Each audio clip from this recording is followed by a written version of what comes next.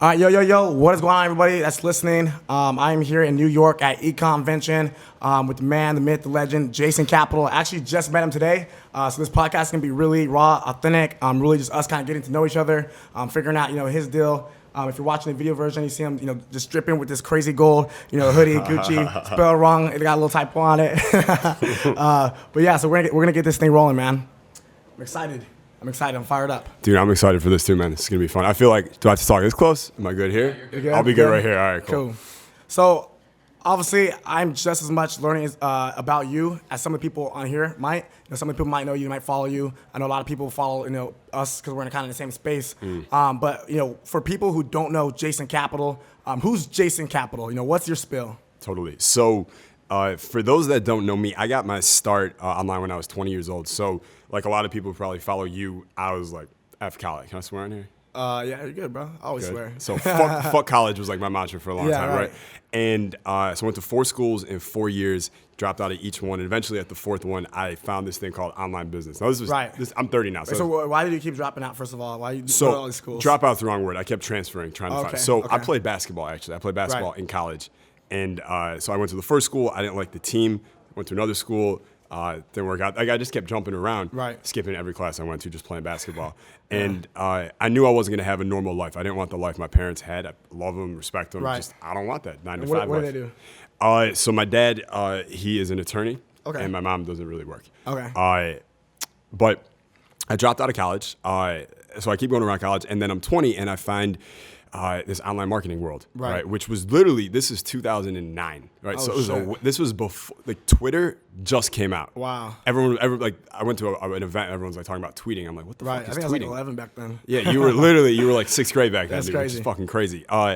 So I started to learn, and back then all we sold were like little ebooks. There wasn't video on your phone. We didn't even have that. Yeah, we had flip phones, right? You sent someone a picture on your phone back then. It took like 3 minutes to get the picture, and it was all pixelated and shit. Yeah, it's like it's downloading now. Check back in 4 hours, right? But I launched a little ebook on basketball training, and it ended up selling real. I started making $20,000 a month immediately from my college apartment. And I dropped out of school officially. And I took that first $20,000 immediately. I went on Craigslist. I looked at used cars. I wanted a convertible. I bought an Audi A4 Cabriolet, beige interior, beige exterior, drop top. And I went to the lot, and like a Paul Wall song, I literally wrote a check for all the money my ebook just made. And I bought the car. So I had no money, but I did have a car now. And I had a business that was starting to make money for me. So how were you like marketing it back then? Like, where were you selling? Who were your customers? So I originally wrote like the copy for this book, and I put it on PayPal. That's how I was trying to sell it at first. No one was buying it at all. And then I got a scholarship to this little online marketing event called the Underground Online Seminar by a guy named Yannick Silver. You know Yannick Silver? Heard of him, yeah. He's one of the OGs of like internet marketing, right? So I go to this event, and I met a dude named Craig Ballantyne. And Craig was my first mentor. And Craig pulled me aside. He saw the site I was trying to sell my thing, and he was like, dude, this is terrible. This sucks, dude. He goes, this is trash, right? But he pulls out a napkin, and he writes some little shit on it. He's like, do this, do this, do this, and I guarantee you it'll work. And what he wrote on that napkin was literally get affiliates, and then here's how to get affiliates for your product. So I did what he said. I found one affiliate. Just so happened to be the biggest affiliate like in that little tiny niche. It was a company called Jump USA. I don't know if you've ever played basketball. Yeah. They used to sell. Hooper, bro. Hanging out, dunking. You remember the shoes, like jump shoes people wear, where it's like a platform in the front, so you're walking on your toes all day? Yeah. For Billy Crafts. Yes. Jump higher. Yeah. So that Jump USA, they manufacture those. I think I actually bought them.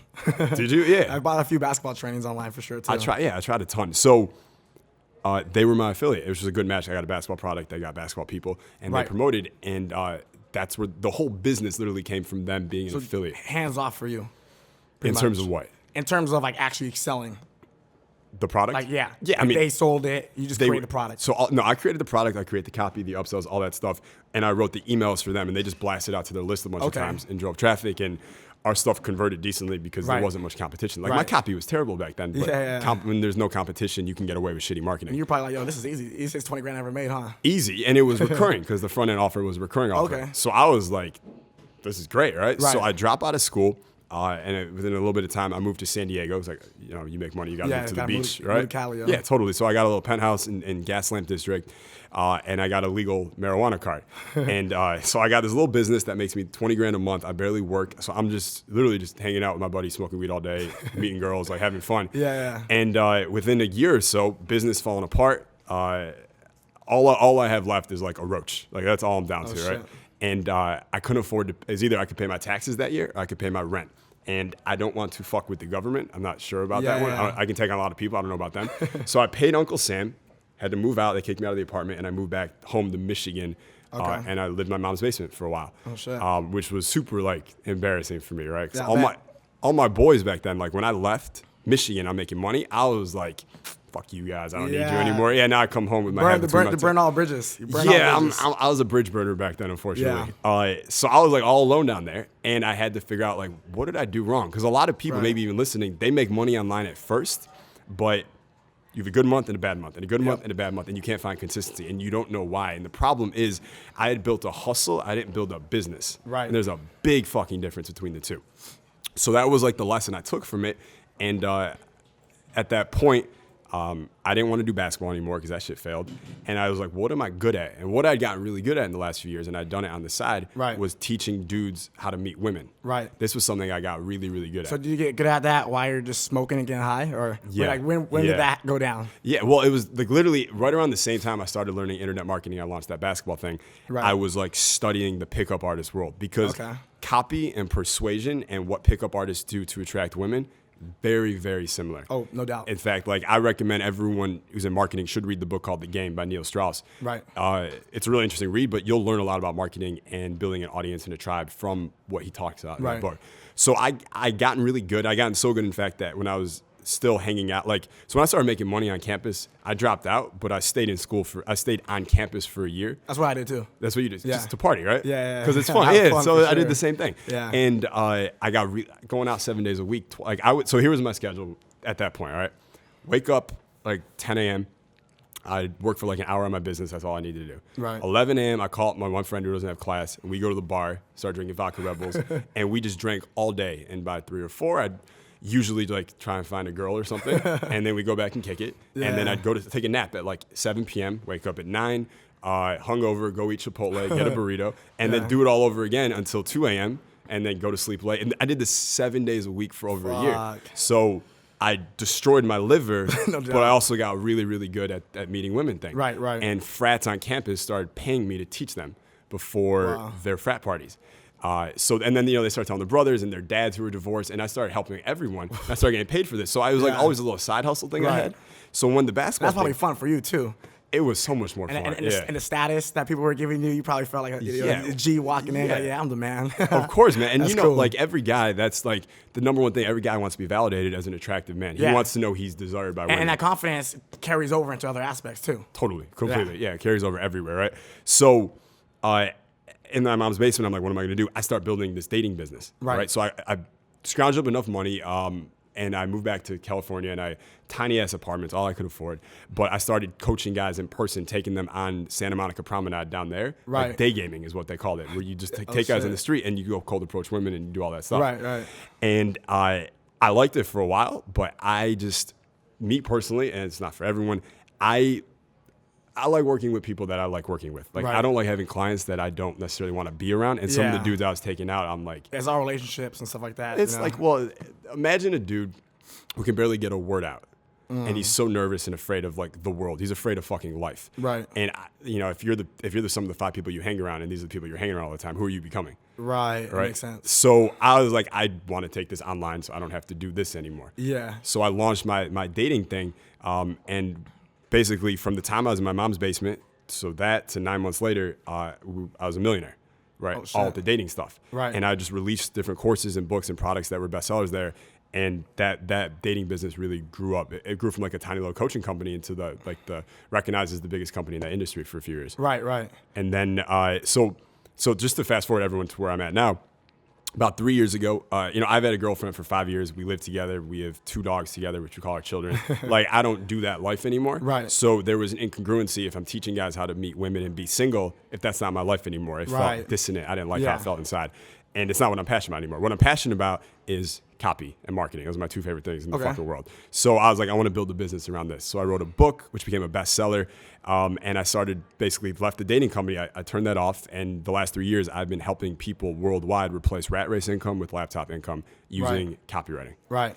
So for a certain amount of time in your life, it sounds like you're living like every kid's from, fucking 14 to like 22's like ideal lifestyle. Yeah. Like making money, pulling girls. Yeah. Like, every little kid, follows Dan Brazilian, wants to be like that. You literally like live that life for a while. I would say probably 0.1% of people ever get to do anything even close to that. Yeah. Matter of fact, ever have the confidence or the skills enough to even talk to girls in the first place. Completely. So that's fucking insane. Completely. And what's funny is during that time, I actually, like this was 2014 or 2015, Dan actually called me.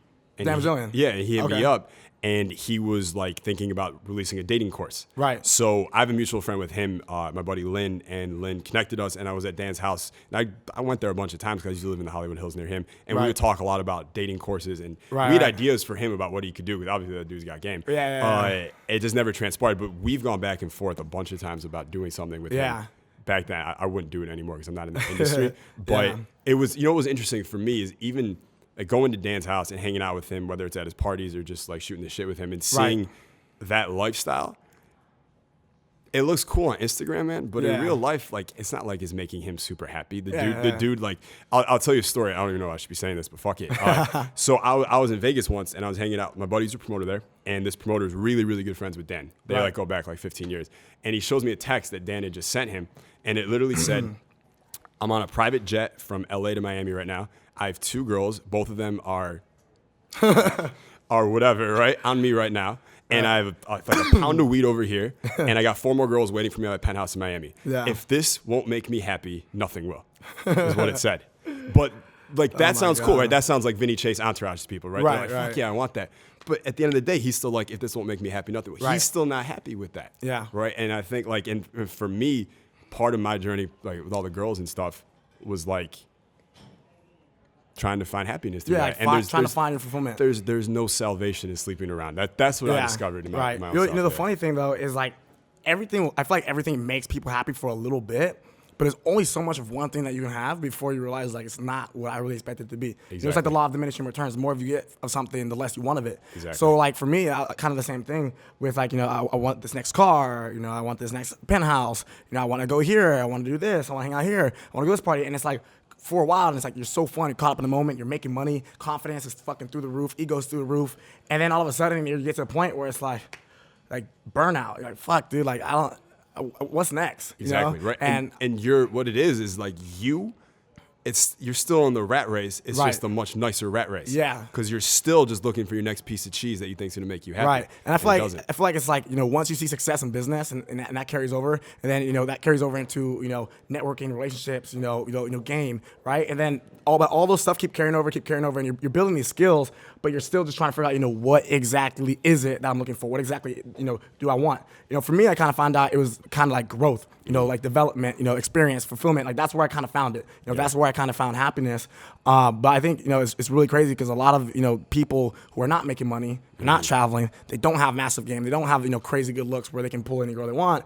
They, they're like, I want the girls, I want the money, I want to do this. And, obviously when you make money, that definitely gets way easier. But I don't even really think it gets easier because, you're making money. Obviously there's some gold diggers, but I think it really gets easier because of that new self, confidence and, that how you actually feel about yourself. You just like, your conviction, your execution, how slick you are, all that type of stuff plays into who you are as a person. And I think that's like what carries over and like, builds those skills. Totally. And really everything you just named, you're exactly right. Right. You don't need money for any of those things. You could be more confident right now. You could be more certain right now. You could have more conviction right now. You could, have a greater purpose right now. Like these are all the things I taught guys was like, you don't need money for those things. The only thing money gets guys when it comes to women is access. Right. You just have access. Because even if you go to a nightclub, for example, all the beautiful women, where are they? Tables. They're at the tables behind the velvet rope, right? And how do you get behind there? You have money or the guy who has money. Right. That's the only way you're getting in there. Right. So it's just access, right? So if you believe if I have money, I'm attractive. If I don't have money, I'm not attractive. Then yes, of course, getting money is going to make you feel more attractive. Right. But you could just feel more attractive right now. Right, and I think that goes into too. I think we were talking about it a little bit earlier, like social hacking. Getting into those circles where you don't, like you said, you don't even have to have money, but if you know the guy who has money, and it's also like law of association. Like you said, you're the sum of the 5 people you hang out with the most. If you're hanging around people that have money, if you're hanging around people who have confidence, if you're hanging around people who feel good about themselves, good energy, and you get around those people, then by default, eventually you're gonna get to that level. Because I was always like a shy kid, like girls try to talk to me, I'm nervous, shaking, and it's kind of crazy when I think about it. But like for me, it's just because I was always hustling since I was young, so I was always focused on getting that next business, making that next sale, making money, all these different like side hustles, and then it was like, but I didn't know how to transfer those skills because it was always about like me doing business, but it was never about me building relationships at time and building networking skills, building communication skills. Right. And now getting in the online world and going to networking events, doing things like this, I noticed that like the communications and the relationships parts, that's the most important part. Business is not business, business is relationships. And I think that's kind of crazy that, especially you having that background of what you did, now seeing that here is like it's fucking insane. Yeah, and that's the thing, like the skills I developed during that time, that helped me so much with my copy when I'm selling, whether it's, on a webinar or one-to-many on stage or anything like right. It carries everywhere, and then it carries in real life. Right. Like there's certain things I know how to, like I know how to approach someone I don't know and build a connection with them in 60 seconds. Like, right. I know how to do those things because of what happened, in the dating world. And just like one example I can give you is like if you're just trying to connect with someone you don't know or meet them in person, it's much better to go up to them and just ask them to do you a favor than try and be all nice and friendly to them. Right. Okay. That's the old Ben Franklin trick. So give me an example. So let's say a guy's at a bar and he wants to talk to a girl. Instead of saying, hey, what's up, girl? Right? Like instead of coming that way, come in and say, hey, can you hand me that napkin real quick? Makes a lot of sense. It makes it completely different, opens it up. And even if she gives you the napkin and you say thanks, you can just walk away. Right. But now what happens if you come back 5 minutes later and try to talk to her? How Right. much more receptive is she going to be? Yeah, the barrier and that, wall is definitely... It's completely down because she did you a favor. And the way our subconscious rationalizes it, right. I wouldn't do someone a favor unless I prefer them or I like them. Right. And if she did you a favor, she can't not rationalize it that way. Right. It makes logical sense inside the head. Yes. So her likability towards you actually increases. And this is one of a lot of ways. But right. That goes into too, the cognitive biases and psychology, because I'm super big into that too. Okay. So I like how, like, I see how you transfer those skills. And I'm like, I use that too. I like that. I like Yeah. that. So what are you doing like now? I know like your office is like 10 minutes from my house. It's like super, super close. So I'm surprised this is the first time we're connecting. I know Tiffany, your assistant for a while as well. I'm glad we get to connect. Yeah. I'm glad we get to connect. Maybe we'll link up in the OC or something like that. Totally, yeah. So like, what are you doing now? Your main gig. I know you do like, I actually get a lot of DMs like literally all the time. Hey man, I've been trained, I've been coached by Jason Capital, email marketing. Let me do your emails. Let me help you with your sales. I get it all the time. That's awesome. So I'm like, that's what I kind of realized. I was like, I know he does something with email marketing, and email marketing is huge. I just did a workshop about like e-commerce and stuff like that, and I had a bunch of different people come on speaking, like people who are making millions with Shopify and e-commerce, and they were all saying, since they added email marketing to their business, their sales increased by at least 20%. So I know it's huge. It's humongous, yeah. And especially considering all these people, and I know your coaching program must be doing well, considering I have all these people in my DMs every single week. I'm always like, did this guy hit me up before? And I'm like, oh no, it's just a different guy. It's just a different one. Yeah. More and more coming through, yeah. So what I'm doing right now is I'm like, my mission right now is, and this is, I love the Avengers. Do you like the Avengers? Yeah, I do. Okay, like I have an obsession. Yeah. I've seen all of them at least 20 times. Like last night I was watching Civil War. Right. Like I probably watch part of an Avengers movie every night. Okay. It's my thing, right? Right. But my mission is I want to put together like an Avengers-like team of the world's best copywriters. Or if it was the Avengers, Earth's mightiest copywriters is what I'm trying to put together. Like a fucking team of just badasses who write the highest converting best copy on the planet. Right. And that's what I do. Because my thing is copy, right? Yeah. There's copy. Real quick. Yes. For the people who are listening to this, some people might not be so familiar with the internet marketing space. What is copywriting? Okay, so copywriting is, definitions are salesmanship in print. It's the words that get cash, the words that sell. I think of it as it's just the messaging. Right. What is your message? What are you saying? Anytime you have a message and you're trying to communicate it with words, that's copy. So you're making an Instagram caption, that's copy. Your YouTube title, what should I be to get clickbait or get clicks? That's copy. My Facebook ad, what should it say? Short form, long form, either way, that's copy. What's the email say? That's copy. What do I say in the webinar? That's copy. What do I say in the VSL? So just that's any copy. sort of like communication, whether it's verbal or whether it's written. Yes. Right? It could be spoken, it could be written, whatever, but the words that sell, that's copy. And everything we do online is copy. We can't avoid it. I always say copy is like oxygen for the internet. Like it's freaking everywhere. It's everything. It's everything. And most people, unfortunately, they have to do copy to try and grow their business, right? You got to post on IG. You got to have Facebook ads. You got to have product descriptions. You got to have emails. You got to do all this stuff.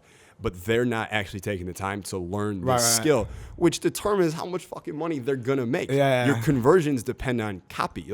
And for people who are like, I need more traffic, like, it's not about necessarily running like better ads or better targeting. Like that stuff's important. Right. It's the copy. If your copy that alone converted better, can create more conversions. Totally. You know? Copy is the conversion. Right. That's the whole thing. So my goal is to train these like mercenaries who are amazing at copy, and then they can go out, they can run their own businesses, they can be for hire for other businesses to help them increase their conversions. Right. That's my thing is copy. I talk about it all the time. So these people too, are you like signing them, or are they becoming freelancers after you train them? So are you familiar with Agora?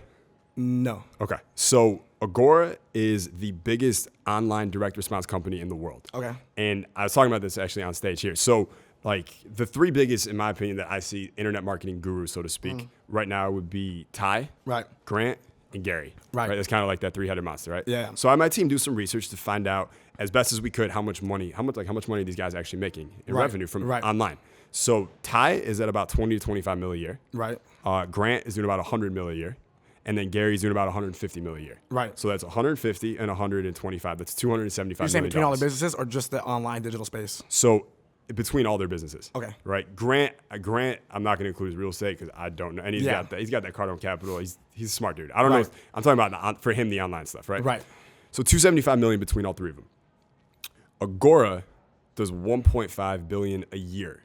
Online. You could take all three of those gurus, combine them, multiply them by 5, and you still don't equal 1 year of Agora. Right. So to me, I'm always like, everyone who's in online marketing, I don't care if you're in e-com or you're doing anything else, you have to study what Agora is doing. Right. Because otherwise, it's like saying you care about basketball, but you don't watch Steph Curry or Kevin Durant. Right. Like you don't watch the best people in the game. Right. Right. So they have the best conversions. They had a VSL called End of America a few years ago. They drove 900,000 customers in 3 years, right? Which it built a $300 million business, one sales video. So the brand, it's like a salesman, it's like an actual person becoming the face of that sales video, or is it just like... It was a PowerPoint presentation. Really? That made 900,000 customers. Wow. They had an offer last year that they wrote with their copy called the Crypto Masterclass, which a lot of people saw. James Altucher, the guy with the curly hair and the glasses. Yeah. Everyone saw his ads on Facebook everywhere, right? Their shit, they were bringing 110,000 customers a month on that offer. Wow. It was converting so well, and they were spending so much on Facebook that Facebook banned them, and they banned crypto ads. Yeah, I remember that when that happened. For like 7 months because they didn't know what to do. They're like, because Agora was literally fucking up the crypto market from the guys' recommendations because so many people were coming through. So they'd like, and all the big dogs were like, yo, we need to control this crypto market. Right. Before they do. So that's why they turn off the ads, let the big guys get in. And now that the Goldman Sachs and big companies have control of it, now they can control better. But anyway, so Agora has the best copy on the internet, and it's not even close. And the proof's in the pudding, right? 1.5 billion a year. So no brainer. I just partnered with Agora, and we're coming out with a copywriting course. Okay. Together, we're going to be training copywriting. We're going to be their mentors. And we're going to show them how to do all this. My phone's going off. No, you're fine. So that's like the big thing I'm focusing on right now. And that's coming out next week actually. But like, cool. Even in the last month, like as good as I've done online with my copy, dude, just being around Agora the last month and seeing how they do it. Right. I continually have multiple epiphanies a day learning shit about copy. Wow. So are they local too, or what? They're in Baltimore. Oh shit! And so you've been going out there? Yeah, so I went out there last month. Okay. So I spoke to their copywriters there, and then I met with their copy chief and the CEO, and we spent the day there. It's just, but they're not just in Baltimore. They're in Ireland. They're in Brazil. They're in London. Like, they're these like underground dudes that basically convert better than anyone on the internet, and no one knows who they are. There's not as much as a personal brand, but they're just fucking killing it. They're like, So another buddy of mine is Alex Hermosi. I don't know, Gym Launch. You ever seen them? They're like Russell Brunson's top success story. Okay. You may have seen him before. Alex, if you're listening to this, he's the man. He's a brilliant dude. They went from 0 to 40 million in 18 months online. Wow. But his whole thing is no one knows who he is either. Right. And he goes, my big decision was, do I want to become an influencer or do I want to get rich and then let my money talk for me and make me an influencer? Right. And he chose the second way. Right. And kind of like Dan Fleshman. Exactly, just like Dan Fleshman. Right. Dan Fleshman's a freaking genius. Yeah. And very few people know who he is because he's like, I'll just make money. I don't really care. He's behind the scenes a little bit. Exactly, yeah. Right. Okay, so what do you? So you obviously you're doing that. You're killing that. These people are hitting me up nonstop saying that they're killing it. Are you gonna hire one of them? Maybe, bro. I had a few. Have you tested out any? I had a few of them. I think write a bunch of emails, but it was probably a few months ago when I was getting a ton of them. But I just been so like busy. Back then, I didn't have as much as a team as I have now. Yeah. I didn't have like an assistant, and I was just kind of all over the place. So now we're getting an office because I literally just been kind of running everything like literally like straight from my phone, and my laptop, and just kind of like kicking it, chilling. Yeah. So now we're getting an office. Now we're looking to scale. Nice. So we are looking for copywriters and stuff like that. Nice. So maybe I will. If you want, after I'll give you a recommendation. Someone Okay, I think cool, is good. cool, Yeah. word. So obviously you've been kind of in the personal branding space for a while, and has the email thing kind of been your main gig? Like once you switched from dating to email marketing, marketing like that type of aspect. What was like the general focus of you building a personal brand and going like in between that transition? Got you. So like in the dating space, I had a personal brand, but like the dating niche is like the armpit of like the internet marketing industry. Yeah. Like it's there, but no one wants to talk about it. Yeah. Right. And so when I came out and I started doing more make money stuff, marketing stuff, personal development stuff. For building a personal brand, the first thing I did was I wrote a book. Right. It's called Higher Status. Okay. And that became a bestseller. There's over 50,000 copies sold last year. Wow. That book. Okay, cool. There's a bunch of like reviews on Amazon. You'll give me a like, free copy or what? I will gladly hook you up with a free copy. Yeah. Free plus shipping. Just Let's go. Yeah, with recurring billing checkbox. You don't even see it. No. So that book came out, and that was like kind of my bridge to this other world. So that was where I started.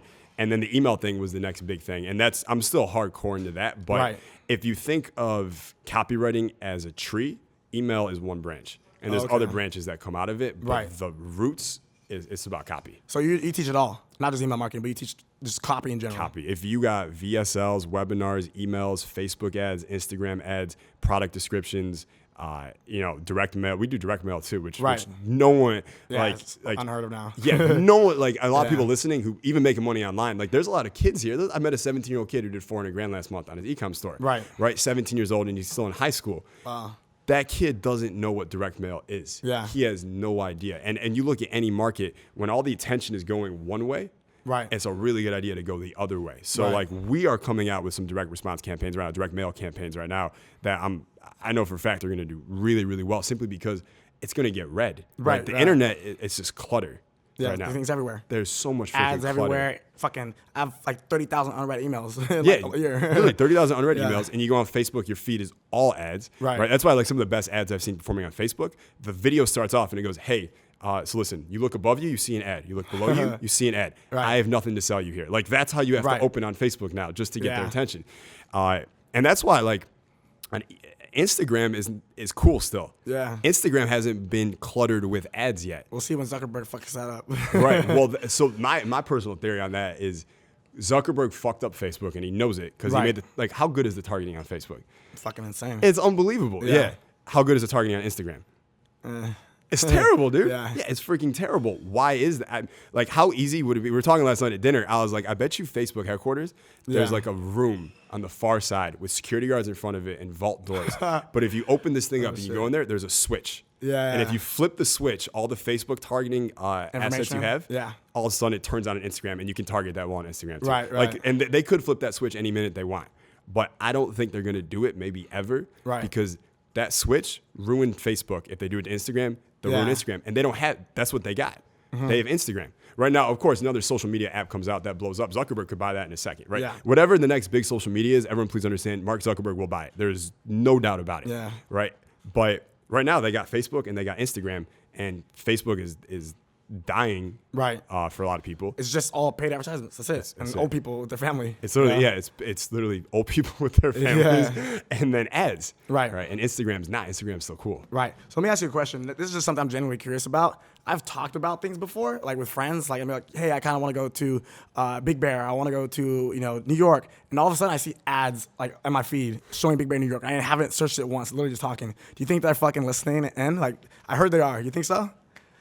Because I thought it was pretty damn crazy, and like I thought maybe I was tripping. It's maybe pure coincidence, but I think that's pretty insane that they're doing that. Here's what I know.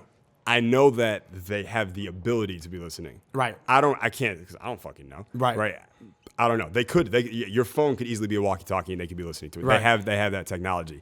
It could also be just confirmation bias. Yeah, that's the Right. thing. Now, That too. yeah, it's like when you start looking for like you're gonna buy a new Ferrari, you start seeing Ferraris everywhere. Right. Start thinking about going to Big Bear, you start seeing shit. Your brain just may be looking for that now too. That's true. That's true. Yeah. So obviously you're killing it now. You have this crazy personal brand. But how did Jason Capital become like Jason Capital in terms of like speaking at events? I know you spoke at events or featured in publications. Like how did like all that come across? Where do people say like, oh, like shit, like we need him to come present because he's gonna help grow the sales of our business. He's gonna help these people generate more business and money. Totally. So I mean, I think there's a few things that go into it, and you can't just pick one. Write a book. Okay. And don't write a PDF on Amazon. Like write an actual book. You'll see a lot of people make a lot of money online, spending 3 months of their lives for like a little $100,000 advance to write a book and get it actually published. And you wonder why? Well, it's because what it does for your brand is insane. Right. Was yours self-published or do you have a? So I went through Tucker Max's company. It's called Book in a Box. Okay. So it's called Lionheart Publishing. I think it's the name of the publisher. But that book, for instance, I'll give you an example. When that book came out, sold a lot of copies. It got passed around, and somehow the copy chief at Agora and the affiliate manager at Agora, Chris Daigle is his name, got their hands on it. Right. And they read it, and they're like, dude, this book's fucking great. And they handed it out to almost everyone who worked there. Wow. And then the copy chief at Agora read the book, loved it, bought a bunch of my old programs, like on my programs. Right. They changed his life. So a few months ago, they hit me up and were like, dude, we love your programs. Why don't you come visit us? Wow. That's how this whole thing with Agora even started. That's how you, wow. So you got to write a book. Are you writing a book? I need to get on it. Yeah, dude. I end this like podcast now. Go write a book. Yeah. I have like 4 ideas. And I've just never done it. Honestly, I'm just gonna fucking transcript all my audio. Well, so if you go through Book in a Box, I had a great experience. I recommend it. You just do calls where they interview you. And you speak and answer, and then their proofreaders they'll write it for you. Okay, cool. Right, so you don't have to sit down and write a whole book. Down and write that. No. You just do calls, and you can do it. So book is really important. The other thing that's important, I think, is like it's like if you want to speak more, you have to be speaking already. Right. Which is the thing. Like, how's the best way to attract more women? Have women already. What's the best way to make money? Have money already, right? Right. So, and it's kind of that like chicken and egg. How do I get it if I don't have it? Well, one of the ways you can do it is start speaking for free everywhere you go. Right. Just look to speak. And then of course, once you speak, get the footage, put it on your IG, put it on Facebook. If people see you speaking, then they're gonna now, like, instead of telling them like, hey, come hire me, they see you speaking, and now they're like, oh, this person's a speaker. Let me get them. Like, I spoke a couple months ago at a college in Irvine College, actually. Okay. Right. I'd never spoken at a college before. Yeah. I speak there. We take the footage. We put it online. 2 weeks later, I'm getting emails from people at like UC San Diego or UCLA, and they're like, "Hey, come speak at our class. We want you in our business class to speak too." Because I'm gonna turn this off. Right. And it's raising your influence, your authority, and the credibility where people go and look at you like, oh shit, he's a fucking speaker, he's killing it, he's crushing it. We need this guy. Exactly. And then of course the easy sell to the business professor or anyone else is like, well, who is he? Well, look, he's got a book. Yeah. Right. And then it's a rationalization like, oh shit, he's got a book, he must be good. Yeah. Then you see the gram's popping. Exactly. So they see all that. And then in terms of actual speaking and working on the skill, 2 things. One, speak all the fucking time. Right. You should be speaking every day. With certain clients who need help with their speaking, what I have them do is I make them, so get this, the average person speaks for 12 minutes a day. Okay. 12 minutes a day you spend speaking. 23 hours and 48 minutes, you don't say a word. I'm probably like 7 hours a day. Yeah, guys like us, we don't shut the fuck up. Yeah, we're annoying, right? Yeah, we don't people stop. are like, oh, chill, bro. I'm like, bro, come on. Yeah, but average person, 12 minutes a day. Right. How the fuck are you supposed to get good at anything doing it 12 minutes a day? Yeah. You're not. So I make them speak for 1 hour a day minimum. Okay. So I'm like, even if you could only get 20 minutes in with people, you got to go on your phone or do a video or something and just practice. Just talk. And I don't care if there's an audience or not, just practice talking. That's the first thing. The second thing is get a fucking coach, get a mentor. Yeah, right. So I've had different speaking mentors that I've hired who have helped me with my speaking a lot. One guy who I would recommend is brilliant. His name's Sean Stevenson. Have you ever heard of him? I think so, yeah. 3-foot giant. Is his name. Okay. Oh, yeah, He was born with a lot of deficiencies. So he's in a wheelchair. That. Yeah, but he's one of the best speakers on the planet. Right. So I did a day with him in Scottsdale, and it helped a ton with my speaking. And then, you pick up things everywhere. Like, you want to get good at anything, like, this is the last thing, go there. Right. So if you want to be good at speaking, go to these events and just be around the speakers. Yeah. Right. You're going to soak up certain things. It's kind of subconscious. Yeah, you're just gonna pick it up totally. And like the last thing I do, because like when I find something I want to be good at, dude, what I know is that it's about skills. Like, I'm always looking to Kaizen my skills. Right. I'm just build skills. That's what I'm trying to do. So when I decide a skill like speaking or copy or something, I'm gonna go all in on it. So what I did a couple of years ago is I would spend an hour a day for like 6 months straight watching just Tony Robbins or Gary Vee, their keynotes. Yeah. And I'd watch them with a notebook, and I'm just taking notes on every little thing that they're doing. Right. And just that act of that is, I studied this shit yesterday, and now I'm on camera today. And while I'm speaking, I'm like, oh shit, I remember Tony did this. Let me do this now. Yeah, and yeah. then you do So it, start implementing it. and now you got it. Right. Yeah. It's funny you say that. I used to watch like tons of speakers and stuff like that in high school. I'd watch videos on YouTube of them speaking.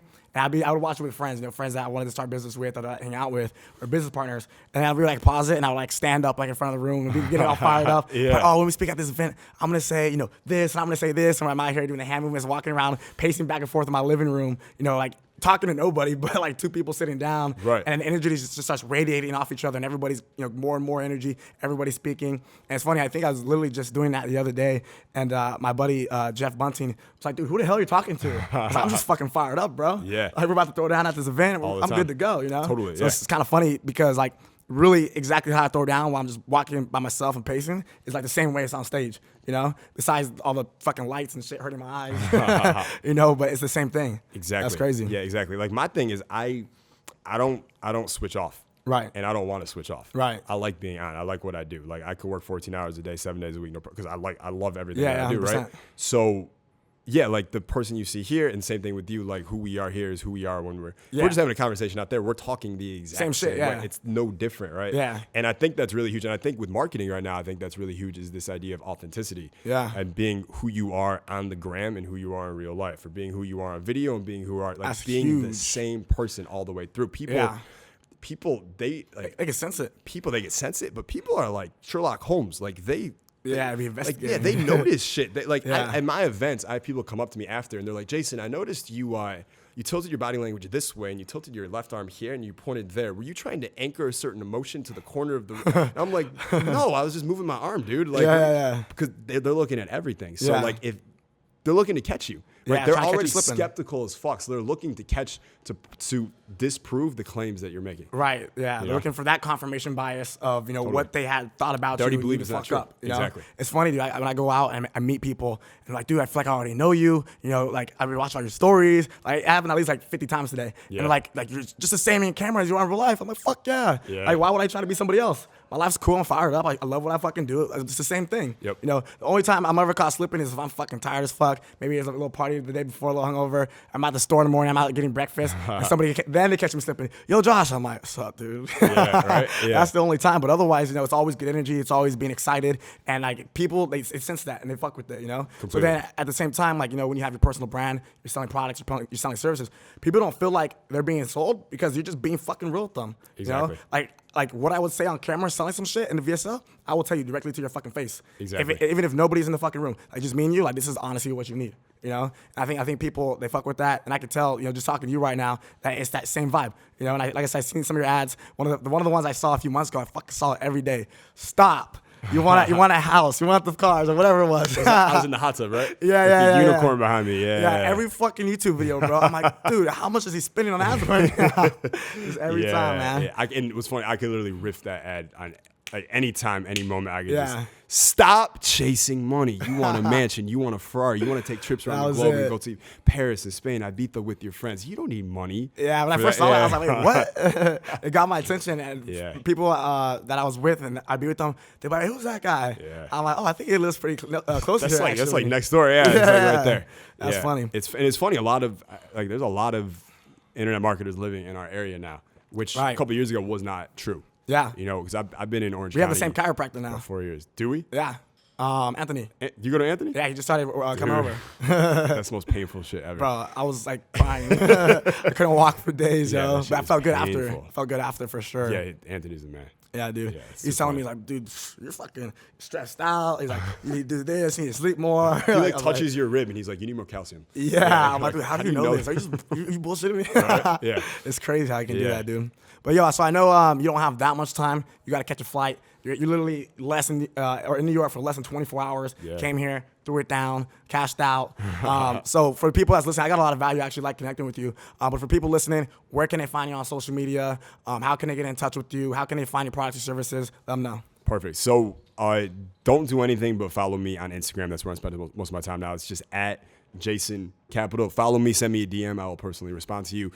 And if you're looking to get good at copy, definitely send me a DM because, again, I'm on the hunt for as many copywriters as I can train right now. I need you to send me your best fucking one. Okay. Your best one, bro. I'll do it. You might have to do it yourself, honestly. I'll pay you. Pretty expensive, man.